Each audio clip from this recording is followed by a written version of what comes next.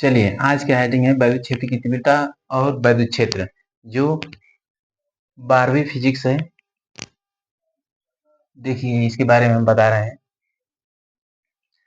हम राजीव प्रकाशन की किताब से पढ़ा रहे हैं। अच्छा, बस हेडिंग देखिए और उसके बारे में जितना लिख रहे हैं बस उतना लिखते जाइए। देखिएगा, पहले बता दे रहे हैं।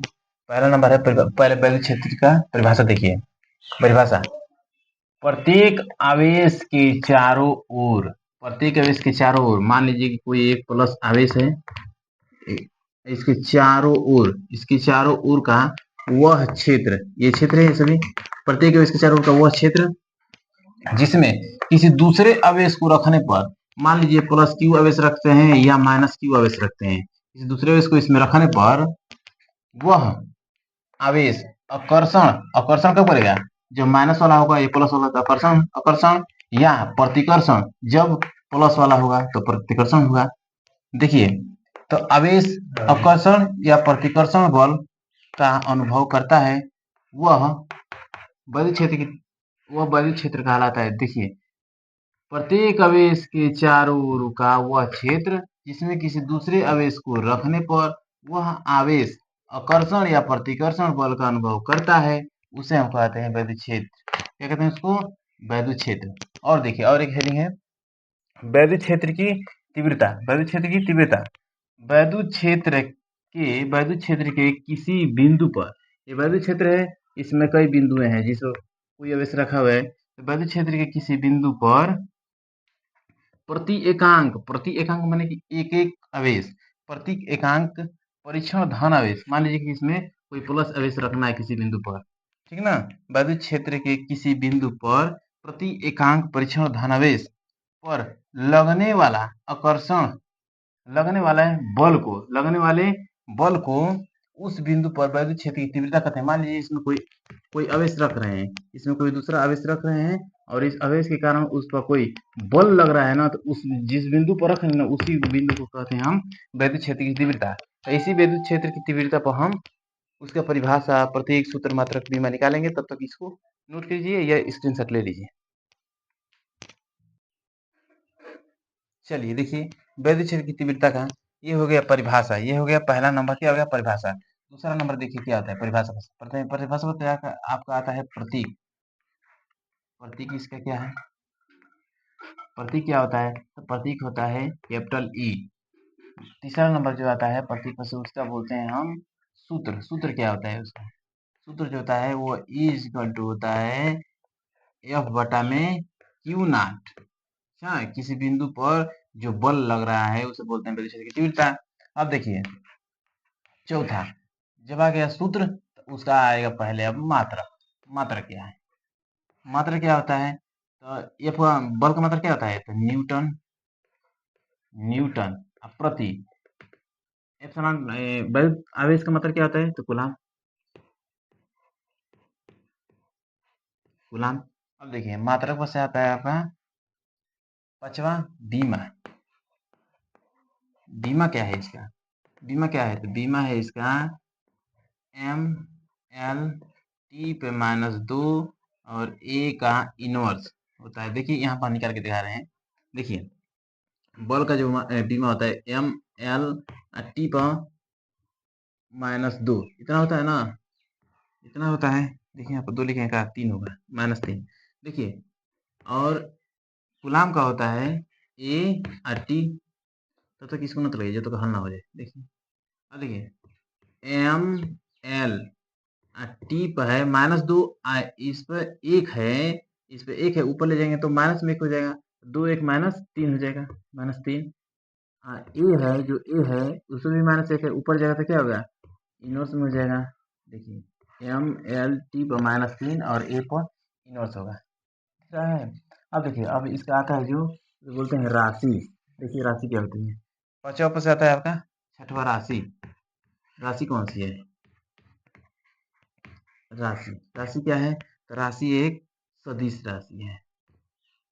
राशि क्या है आपका? एक सदिश, सदिश राशि है। एक एक हेडिंग का यही 6 चीज याद करना है, उसके बाद बस क्वेश्चन हल करना है, यही देता है। ठीक है, तब तक आपको उतारिए, स्क्रीनशॉट लीजिए। फिर इस पर हम क्वेश्चन आपको बता रहे हैं। चलिए चलिए इस क्वेश्चन को हम देखते हैं पहले। अब देखिए सर्वप्रथम क्वेश्चन को पढ़ेंगे। देखिए एक अल्फा कण जो 15 गुणे 10 घात 4 न्यूटन प्रति कूलम, न्यूटन प्रति कूलम किसका मात्रक है? ई का, यानी वैद्युत क्षेत्र का। अच्छा, देखिए एक अल्फा कण जो 15 गुणे 10 घात 4 न्यूटन प्रति कूलम के वैद्युत क्षेत्र में, देखिए इसका मतलब है वैद्युत क्षेत्र में, ये वैद्युत क्षेत्र का मात्रक है। ये अल्फा कण यानी कि क्यू का मान दिया है। अच्छा, इसी तरह तो उस पर लगे वैद्युत बल की गणना करना है, ये मान पूछ रहा है आपका। देखिए अल्फा जो कण है वह जो क्यू होता है, जो ई पे इलेक्ट्रॉन होता है ना, ई पे इलेक्ट्रॉन 1.6 × 10⁻19 इसका दुगुना होता है। कौन? अल्फा कण का मान। तो 16 है ना, तो यहाँ पर 32 हो जाएगा। 32 गुणे 10⁻−19 कूलम हो जाएगा। ये क्यू का मान हो जाएगा यहाँ पर अल्फा कण का। ठीक है, पहले देखिए हम लिखते हैं इसको कि दिया है। लिखिए पहले कि दिया है। क्या दिया है आपका? तो ई बराबर दिया है, यानी कि वैद्युत क्षेत्र बराबर दिया है कि 15 गुणे 10⁻4 न्यूटन प्रति कूलम है। अब देखिए अल्फा का जो कण है वो क्यू है, क्यू नॉट का मान है। क्यू नॉट का मान जो होगा वो उसका दुगुना होगा ई के मान से, यानी ई का मान जो होता है 1.6 × 10⁻−19 कूलम, उसका दुगुना होगा। 16 का होता है 32। 16 क्या हो जाएगा? 32 गुणे 10⁻−19 कूलम हो जाएगा। ठीक है, अब देखिए दिया है इतना।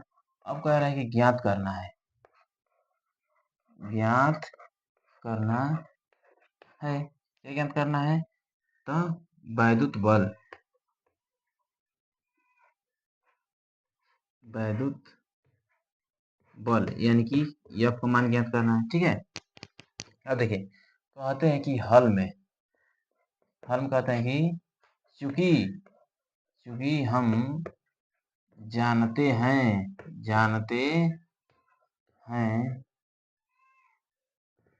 कि E = होता है एफ बटे क्यू नॉट, जो वैद्युत क्षेत्र की मात्रक है, सूत्र है। देखिए यहाँ से E का मान दिया है और Q का मान दिया, हमें F का मान नहीं दिया, तो इसके नीचे क्या मानते हैं? एक मान लिए और तिरछी गुणा कर दिए। F का मान 1 में गुणा हो तो क्या होगा? F हो जाएगा, F हो जाएगा। और E का Q नॉट में गुणा होगा तो आपको हो जाएगा E × Q नॉट। यही हमारा सूत्र निकल गया, इसी पे हमें रखना है। ठीक है, देखिए इधर रखते हैं। देखिए F का मान नहीं दिया तो F बराबर हो जाएगा, E का मान कितना दिया है? तो 15 गुणे 10⁻4 गुणे Q नॉट का मान कितना दिया है? तो 3.2 × 10⁻−19 रहेगा। पहले घात को एक तरफ कर लीजिए। देखिए 15 गुणे 32 गुणे 10⁻4 गुणे 10⁻−19। अब देखिए 15 में 32 से गुणा होगा तो 480 हो जाएगा। और एक दशमलव तो इकाई पर लगा लीजिए, दशमलव हो गया यहाँ पर 0.84 या 448.0 गुणे 10 घात। देखिए 19 में से 4 गया तो कितना बचेगा? 15 -15, ये माइनस रहेगा क्योंकि बड़ा है।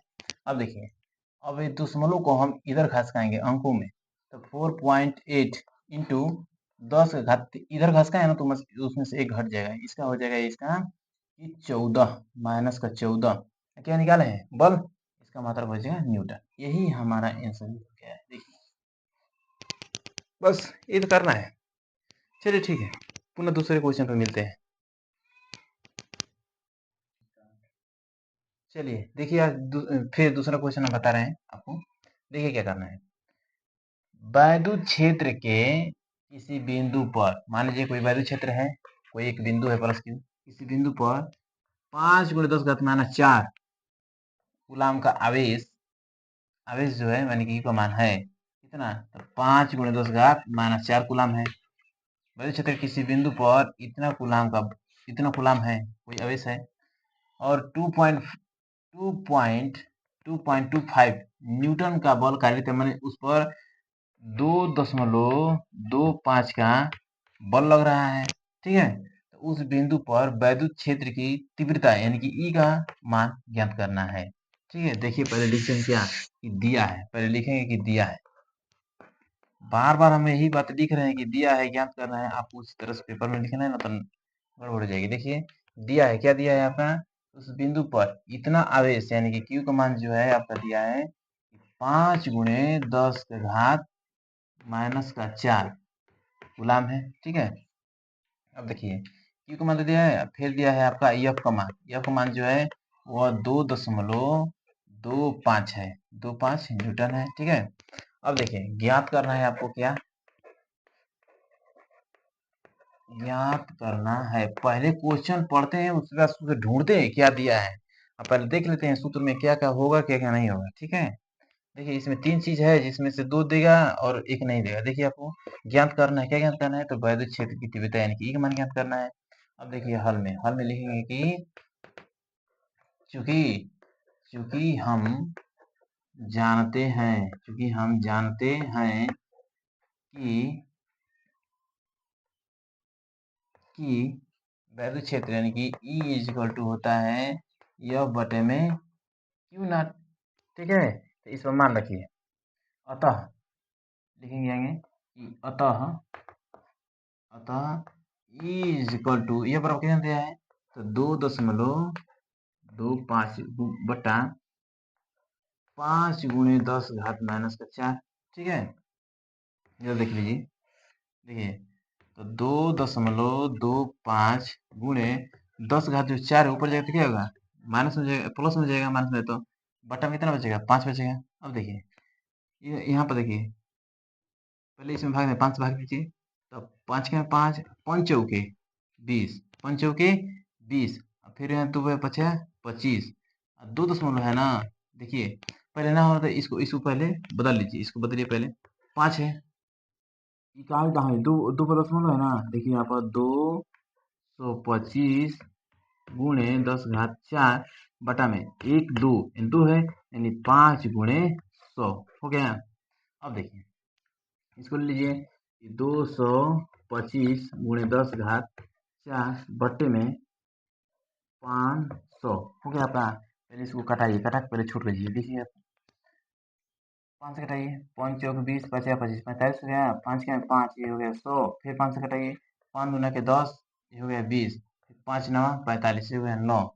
अब देखिए 9 में 20 से भाग देना है, 9 में 20 से भाग देना है। देखिए इधर कर रहे हैं, पहले 9 में अगर हम 20 से भाग देंगे, थोड़ा बड़ा में लिखते हैं कि 9 में अगर हम 20 से भाग दे रहे हैं तो पहले दशमलव आएगा, दशमलव लगा के 0 लगाइए, फिर 90।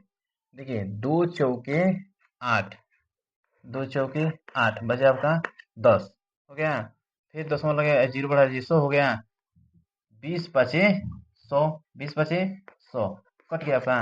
अब देखिए कितना 0.45, देखिए कितना है आपका कि 0.45 आ गया है, गुणे 10 घात 4 है।